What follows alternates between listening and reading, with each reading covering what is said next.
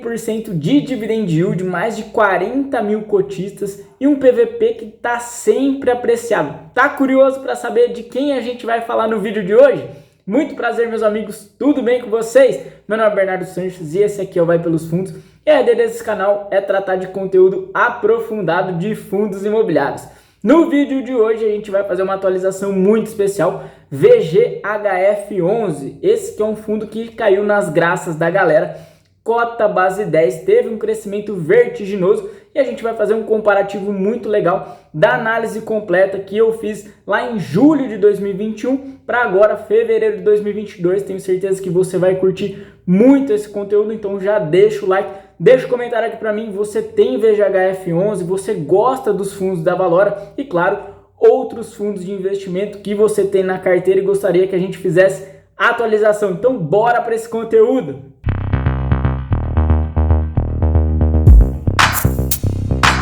Iniciando o nosso vídeo sobre o VGHF11 Valora Hedge Fund, Fundo de Investimento Imobiliário. A gente vai fazer a comparação aqui do relatório gerencial de fevereiro de 2022, lá com julho de 2021, o fundo era recém-formado, a gente fez um vídeo muito completo, tá aqui no card, vale muito a pena conferir, acho que foi um dos melhores vídeos que eu consegui fazer aqui no canal, então dá uma olhadinha lá.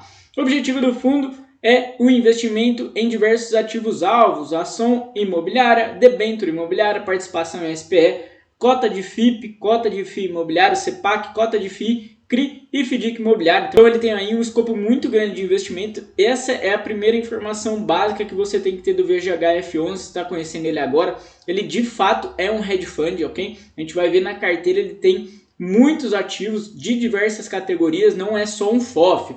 Taxa de administração dele 0,90% do PL, taxa de performance 20% do QCD, IPCA mais a média anual do IMAB5 no semestre civil anterior, com um mínimo de IPCA mais 3%. Gestão da Valora Investimentos e administração do Banco da Ecoval. Bacana a gente ver o crescimento desse fundo lá em julho de 2021, era só 164 milhões de PL, hoje ele já tem 310 milhões de reais.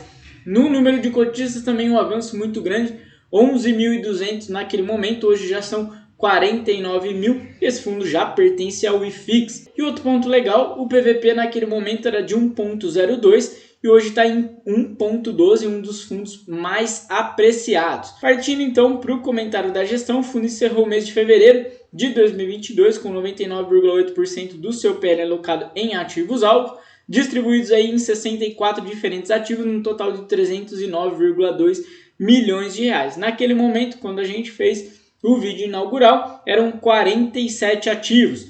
O lucro contábil de fevereiro foi negativamente impactado pela marcação ao mercado da carteira de CRIs indexados ao IPCA, visto a abertura das taxas da NTN-B, além da marcação ao mercado da carteira de FIIs e ações, já que ambas classes de ativos tiveram performance negativa no mês. Então ele está falando aí por que o lucro contábil foi reduzido exatamente em razão dessa marcação ao mercado. A gente sabe aí que essas classes de ativos sofreram bastante no mês de fevereiro. A gestão entende que essa volatilidade é natural dentro da carteira de renda variável, FII e ações e enxerga o momento como propício para novas aquisições. E aí na sequência, em todo o relatório gerencial, o fundo informa como é que ele bola a estratégia de investimentos. Ele possui uma carteira renda, cujo objetivo é prover rendimentos mensais a serem distribuídos aos cotistas, sendo essa carteira formada atualmente por CRI, cota de FII e cota de FDIC. O fundo possui também a carteira Valor como foco principal no ganho de capital e retorno total aos investimentos. E aí nessa carteira Valor ele tem ações, cotas de SPE, cota subordinada de FDIC e também cotas de fundos imobiliários. Eles dizem aí que ao longo do mês de fevereiro o fundo deu continuidade ao processo do aumento da participação da carteira Valor, que saiu aí de 12,8% para 14,9%, e uma leve redução da carteira de renda, que saiu de 87,2% para 85,1%. Dado legal da gente falar, naquele momento a divisão da carteira era bem semelhante, 14,7% na estratégia valor e 85% na estratégia renda. Lembrando que por regulamento esse fundo imobiliário ele deve se expor entre 10% a 30% na carteira valor e aí 70% a 90% ficando para a estratégia renda. Então esse é um dado relevante para ter em mente, você sempre vai observar esses vieses na alocação do VGHF11. E aí eles continuam dizendo que dentro da carteira renda o fundo vendeu 10 milhões do CRIMABU, por sinal é o CRI que tem maior representação dentro do PL, a gente vai falar disso em breve. E ainda dentro da carteira renda vendeu 1,7 milhões em FIIs de CRI e adquiriu 1 milhão de cotas em FDIC Senior com uma remuneração de IPCA mais 8,5%. Dentro da carteira valor, o fundo fez diversas aquisições de ações e fundos imobiliários num valor líquido positivo de 5,9 milhões de reais. As aquisições líquidas em ações representaram 4 milhões, sendo basicamente ações de empresas do setor de shopping e properties.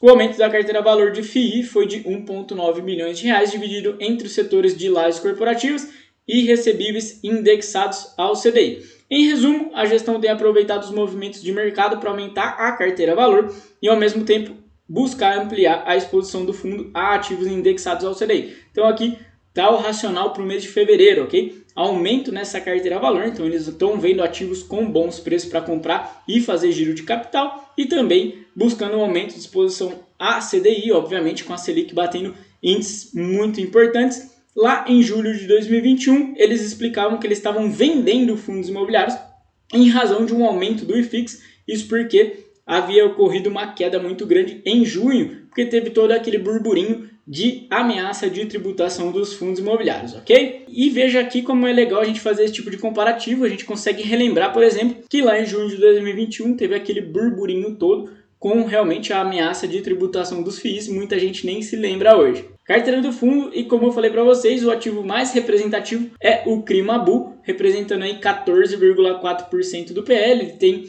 uma taxa de IPCA mais 9,75%, e tem outros dois ativos com uma representação grande, né? O CRI Planta 47S, 8,25% dentro do PL, e o CRI Oscar Freire com 8,7%, esse daqui já voltado para CDI mais 4%, são posições grandes, obviamente a gente prefere ver uma carteira um pouquinho mais pulverizada, cada ativo representando menos de 5% do PL, e lembrando, na carteira de julho de 2021, o CRI Manhattan era o de maior representação dentro do PL, ele tinha ali uma participação de 9,7%, hoje já bem reduzido, 4,32%.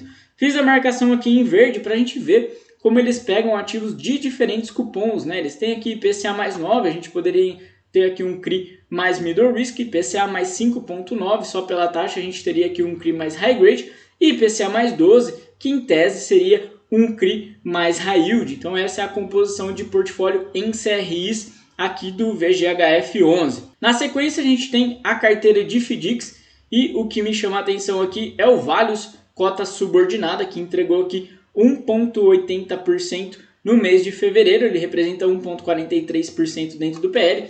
Lá em julho de 2021 ele tinha entregue 2,18%, uma entrega muito elevada. Também tem aqui a cota subordinada do Valora Azequest, que também era um FDIC que estava dentro da carteira já lá em julho de 2021, trouxe uma rentabilidade interessante também, 1,5%. Olhando agora a carteira de fundos imobiliários, os três ativos mais representativos são exatamente os mesmos lá de julho de 2021, Canip 11, RBRL e Bari 11. E a gente vê que a participação neles é bem pulverizada. O Canip 11 representa só 1,7% do PL, RBRL 1,29%, Bari 11 1,28%. Interessante, dois fatores aqui para a gente observar. A carteira é bem voltada para fundos de papel, especialmente fundos middle risk e fundos high grade. A gente vê aqui Vigir, Vigip, MGCR, BTCR, FESC 11, RBHG, e tem também alguns ativos voltados para tijolo, que aí eles já estão visando aquele ganho de capital, como o JSRE 11 e o FATN 11, e marquei também aqui em azul alguns ativos voltados para investidores qualificados, que aí o fundo imobiliário tem acesso, né, o XPEX, o CYCR e o VFDL, que é um fundo de desenvolvimento em parceria da 20 com a Fullwood. E na sequência a gente tem as ações imobiliárias, são praticamente as mesmas lá de julho de 2021, só tem aqui a Aliança Sonai com uma representação de 1,8% que não existia naquele momento. E por fim, as SPEs, hoje são só 3 SPEs e uma representação bem pequenininha dentro do PL, 0,3%.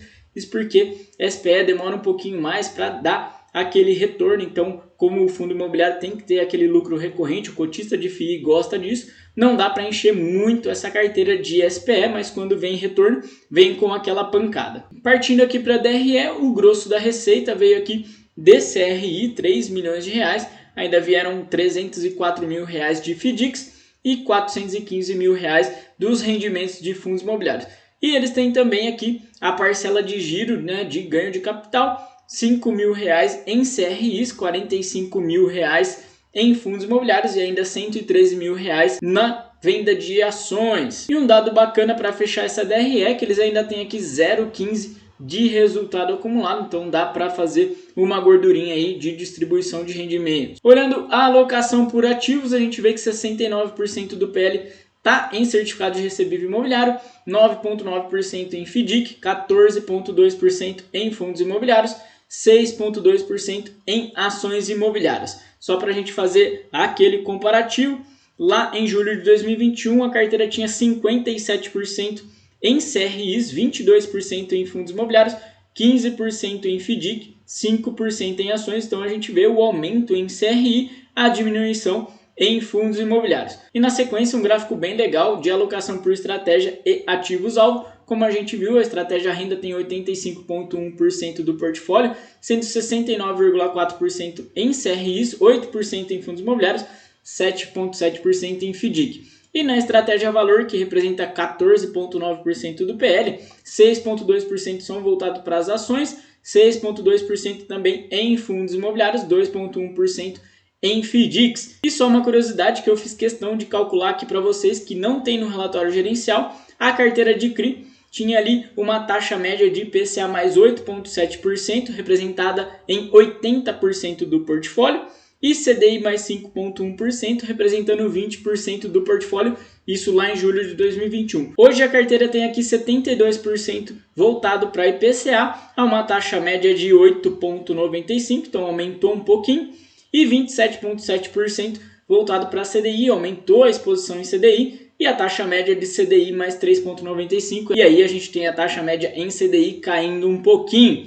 Se você está curtindo esse conteúdo, se está sendo relevante para você, deixa o like, deixa o comentário, diz aqui pra gente se você tem o VGHF11, você gosta desse fundo e, claro, comenta quais outros fundos você gostaria que a gente fizesse atualização. Partindo já para o final do nosso vídeo, destaquei aqui o CRI Mabu dentro dessa carteira, que é, claro, aquele com maior representação dentro do PL. Ele tem um cupom de IPCA mais 9,75%.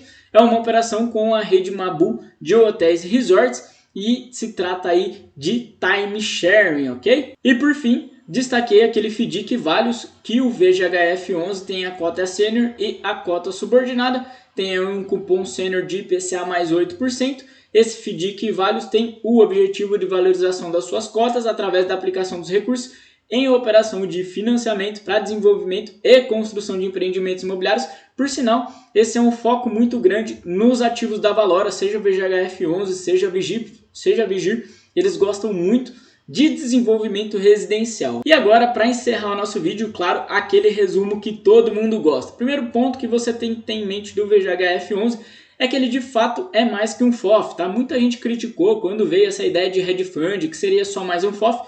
Eu não vejo assim, vejo o VGHF11 realmente como um ativo diferenciado, isso porque ele tem uma política de investimentos ampla e ele faz na prática isso, tá? A gente vê que tem FDIC, tem ação, tem SPE, ele é realmente um hedge fund, eu acho muito bacana e tem trazido um retorno muito grande, como a gente já falou, dividend yield muito expressivo nesse ativo, tem entregue aí 0,16, 0,15 de forma recorrente. Bom lembrar que esse é o fundo mais agressivo da Valora, o próprio Alessandro Vedrossi, que é gestor dos fundos da casa, diz isso, ok? Ele é mais agressivo que Vigir, mais agressivo que VGIP11. Outro dado bacana de ter em mente é como você deve analisar os ativos no portfólio VGHF11. Primeiro é a parte de equity, segundo é a parte de dívida e por fim os ativos de bolsa. São esses três tipos de ativos de modo global que você tem que ter em mente quando olhar para esse fundo imobiliário. E para fechar mais 3 pontos. O primeiro deles é que a alocação da Valora e no VGHF11 é muito rápida, então quando eles fazem a oferta, a gente espera uma alocação bem célere. Segundo ponto, que é muito importante, eles não fazem emissão abaixo do VP, isso vale para todos os fundos da casa. E por fim, eles não gostam de loteamento, então dificilmente você vai ver aí operações de loteamento, uma ou outra que vai ocorrer. Pessoal, o que eu tinha para falar de VGHF11 era isso. Espero que você tenha curtido essa atualização. Peço novamente seu like e, claro, seu comentário aqui, interage com a gente. Isso é muito importante, muito relevante para o canal. Um grande abraço e até a próxima, se Deus quiser.